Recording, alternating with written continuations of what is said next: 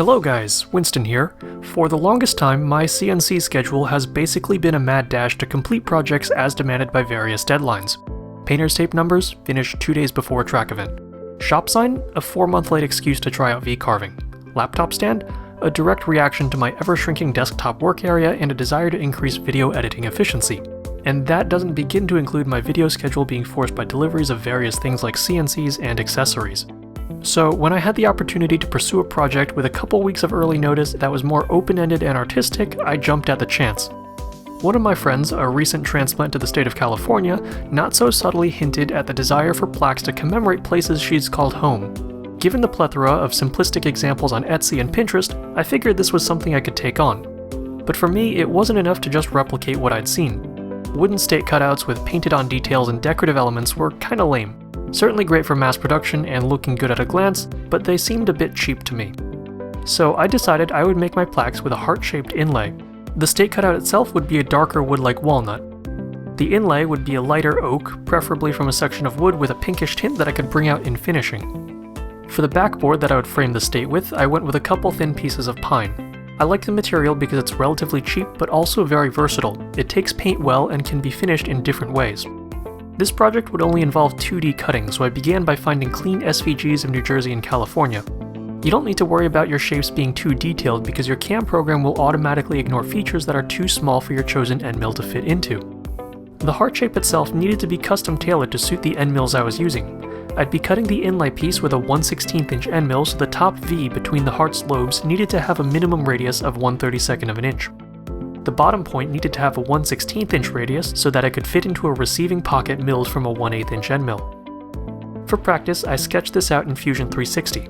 Yes, I am finally giving the program a shot so all you fanboys can simmer down.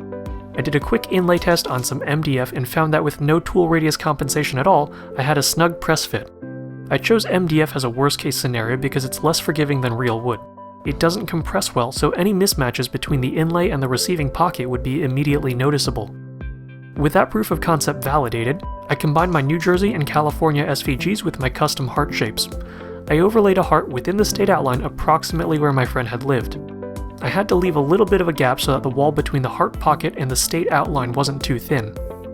On my Shapeoko, I was using adhesive work holding because I didn't have enough time to set up my XL with threaded inserts, and my stock Shapeoko 3 was down for upgrades.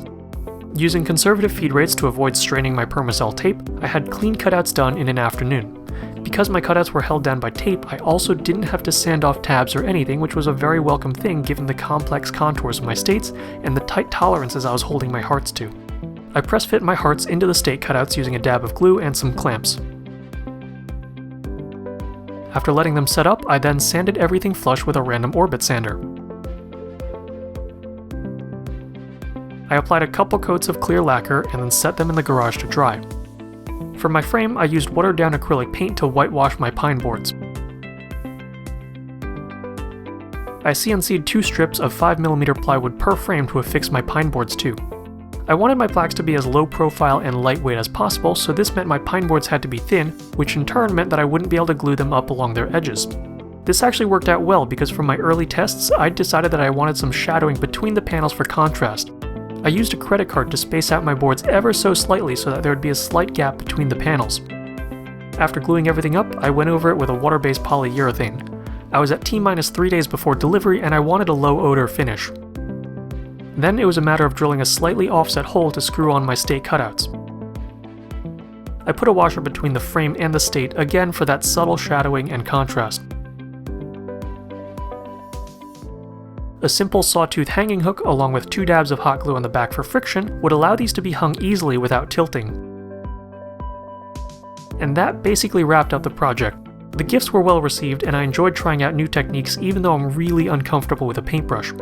I hope this project gives you some ideas for things to try out yourself, and I'll see you in the next video. Thank you all very much for watching.